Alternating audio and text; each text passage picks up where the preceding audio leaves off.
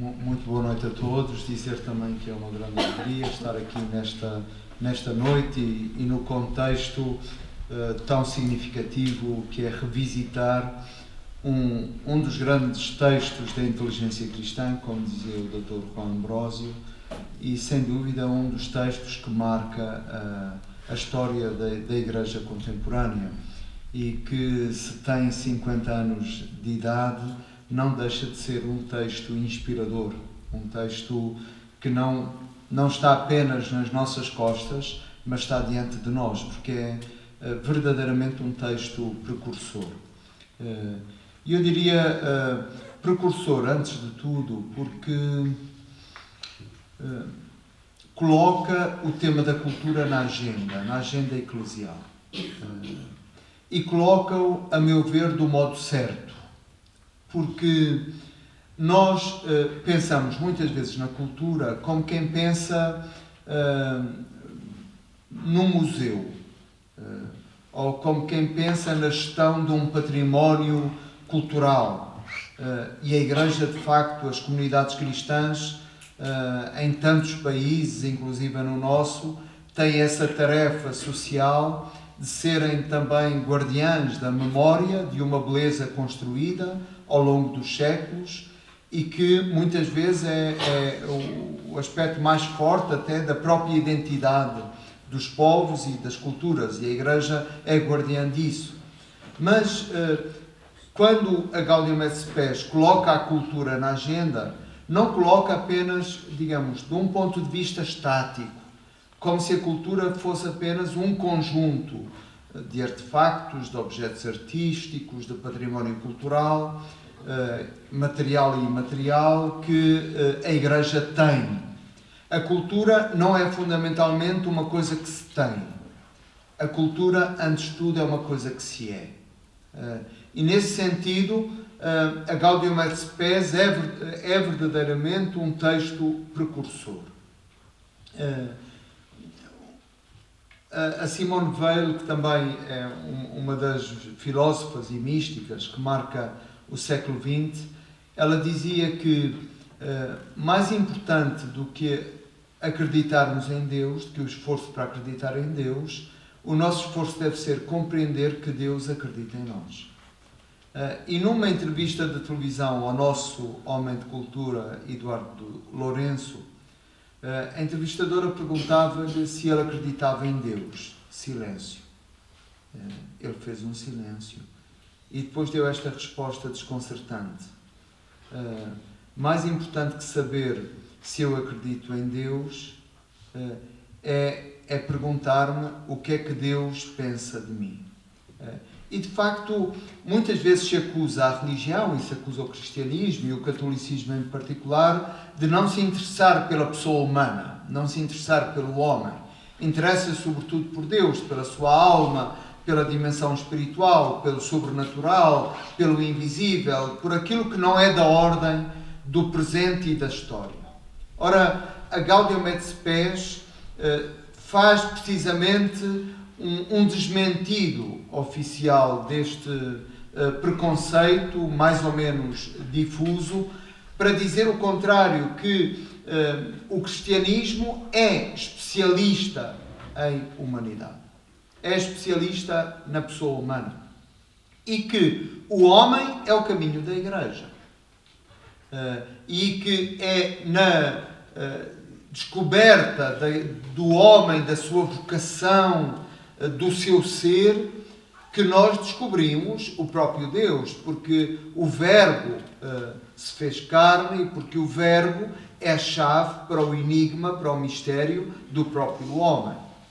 Então, não é estranho que num documento como a Gaudium et Spes, a cultura, que é no fundo a expressão mais profunda e mais transversal daquilo que é humano, seja colocado na agenda e tenha um lugar, digamos, muito importante para a reflexão e para o caminho pastoral da própria Igreja.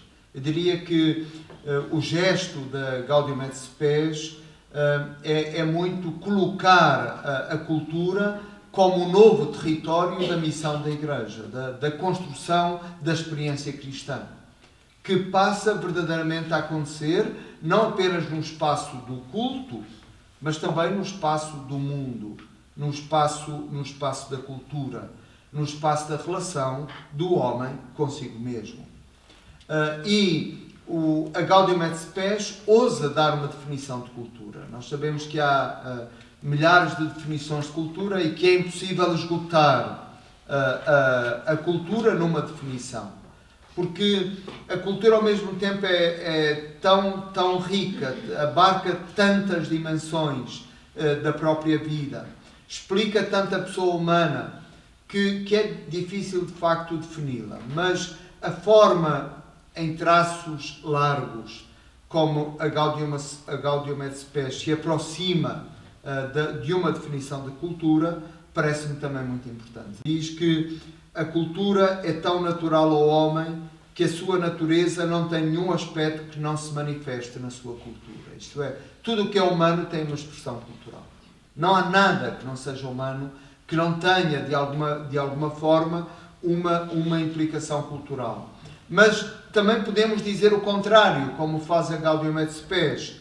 Não há cultura que não seja do homem, pelo homem e para o homem. Isto é, a cultura é um território profundamente antropológico. É o lugar onde a nossa humanidade se joga, se expõe, se constrói, se revela, onde a grande pergunta que é o homem está ali patente. A cultura é toda a atividade do homem, a sua inteligência, a sua afetividade, a sua busca de sentido, os seus costumes e as suas referências morais. A missão da Igreja é restituir ao homem a sua plenitude de criatura, à imagem e semelhança de Deus, e é iluminar a cultura. Então a gente percebe que, se quisermos pensar o que é a experiência cristã, nós temos de situá-la em algum contexto. Quer dizer, a experiência cristã não existe no vácuo, não é uma abstração. Ela existe, de facto, no interior de uma cultura, porque existe no interior da pessoa humana. E esta afirmação é uma afirmação central na Gaudium et Spes. Uma outra afirmação, e que foi sendo sempre muito retomada, é dizer que a modernidade, instaurou uma ruptura entre o Evangelho e a cultura, e que esse é, sem dúvida, um dos dramas maiores da nossa época. É o afastamento entre o Evangelho e a cultura. Isto é, de repente, nós temos uma revelação, temos uma experiência, temos uma forma de vida que não coincide exatamente com aquilo que é a cultura, com, de facto, a forma de viver, a maneira de viver. De um lado temos o Evangelho e do outro lado temos a cultura. E diz a Gaudium et Spes que este é o espinho na carne do nosso tempo. Quer dizer, este é o problema maior que se coloca, de facto, à vida da própria Igreja. E parece-me isto de uma atualidade enorme, porque o problema da Igreja, não é um problema interno, não é uma questão do nosso organigrama interno, se há menos padres, se há menos isto, se há mais aquilo, se há mais aquele outro. O problema número 1, eu diria que é exatamente este, que é, no fundo, o problema do sentido da vida, desta unidade entre Evangelho e vida, que só numa cultura iluminada pelo Evangelho ela se pode realizar. Mas quando se diz que a ruptura entre o Evangelho e a cultura é o drama maior da nossa época, também se diz o contrário. Também se diz que uma esperança para a nossa época poderá ser tentar aproximar cultura e Evangelho. Esse é um caminho de esperança. O que é o nosso problema é também o horizonte de esperança que pode verdadeiramente surgir. E então há uma série de questões na linha da Gaudium et Spes que se colocam hoje à vida da Igreja de uma forma muito pertinente. A primeira delas é perceber que a cultura é importante. Estando há muito tempo a trabalhar precisamente no interior da Igreja, mas no campo da cultura e em diálogo com a cultura, o que eu vejo muitas vezes é que ainda não há esta consciência, que na Gaudium et Spes é claríssima, é meridiana, é ao meio-dia,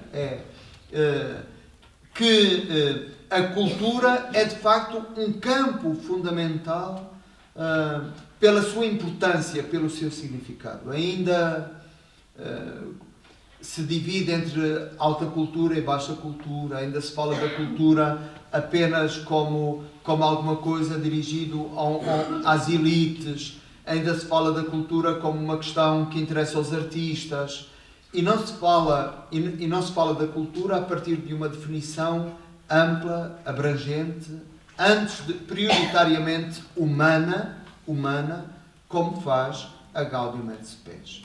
Porquê que a cultura é importante? Porque a cultura é vida, é a expressão da vida. Porque a cultura ajuda-nos a viver. E aquilo que uma cultura é uma matriz identitária. A cultura funda o sujeito e dá ao sujeito as ferramentas para que ele possa verdadeiramente existir como pessoa, descobrir-se, desenvolver-se. Num texto importante da história da literatura contemporânea, As Cartas a um Jovem Poeta, que Rainer Maria Rilke escreveu, ele diz, a certa altura, ao seu correspondente, o seguinte: peço-lhe que tente ter amor pelas suas perguntas. Não investigue agora as respostas que não lhe podem ser dadas, porque nem poderia vivê-las. Viva agora as perguntas. Talvez passe gradativamente, num belo dia, sem perceber, a viver também as respostas. Talvez o Senhor já traga consigo a possibilidade de construir e formar como um modo de viver especialmente afortunado e puro. Cresça para isso, mas aceite com confiança o que vier. A vida é um fardo, é verdade, mas é difícil a nossa incumbência, porque quase tudo o que é sério é difícil e tudo é sério. Quer dizer, a vida é uma grande aposta. Na vida nós investimos a coisa mais séria que temos, que é se isto faz sentido ou não, que são as grandes respostas da nossa existência, que nós fazemos e que todos os homens e mulheres que vêm a este mundo fazem. Porque a necessidade de um sentido para a vida não é exclusivo de ninguém. Está na matriz do homem. Logo, está no coração de todas as culturas. O que é que a cultura faz? Não é que a cultura dê respostas, mas ajuda-nos a viver no caminho das perguntas. E ajuda-nos a perceber a vida como um jogo sério, que merece ser vivido até ao fim. E aqui, nós precisamos de facto ouvir as mulheres e os homens de cultura. E a forma como vivem ilumina a forma como nós vivemos, como nós somos chamados a viver.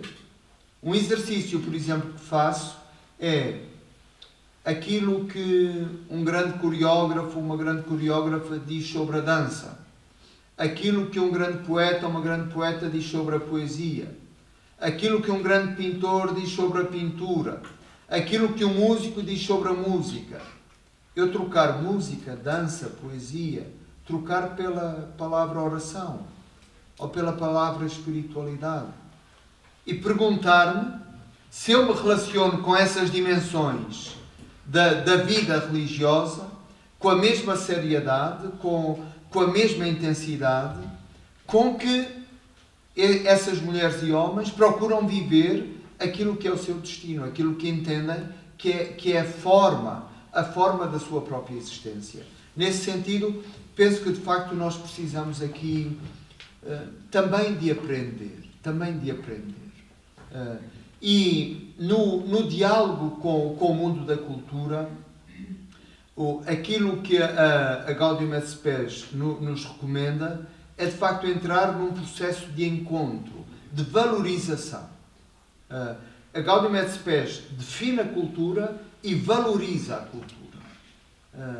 E penso que hoje nós precisamos, no interior da Igreja, valorizar a cultura. E valorizar a cultura é valorizar, por exemplo, nós estamos num espaço arquitetónico de altíssima qualidade.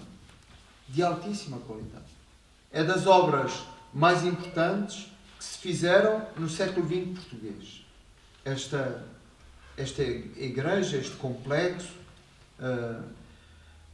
habitar este espaço com a consciência de que estamos a habitar um grande espaço de cultura e não uma garagem dos arredores. Estamos a habitar um grande... Digamos, esta consciência da valorização da própria cultura e valorizá-la como um lugar para pressentir o mistério, para habitar a pergunta ou as perguntas fundamentais, eu penso que é um desafio muito grande que ainda está por realizar no interior da própria Igreja, porque no fundo nós valorizamos muito o culto e é importante que o façamos e cada vez mais valorizarmos o culto, mas é importante valorizarmos a cultura. É claro, o concílio semeou uma sensibilidade para a dimensão cultural, uma valorização, mas penso que temos de ir muito mais longe, e porque o próprio Cristo valorizou a cultura tomando um corpo. Fizeste-me um corpo, eu disse, eis-me aqui, estou aqui. Então, a cultura é a dimensão que nos faz perceber o mistério da própria encarnação, como lugar de encontro, porque o próprio Deus assumiu a forma de uma cultura. Jesus também nasceu numa cultura, falou uma língua,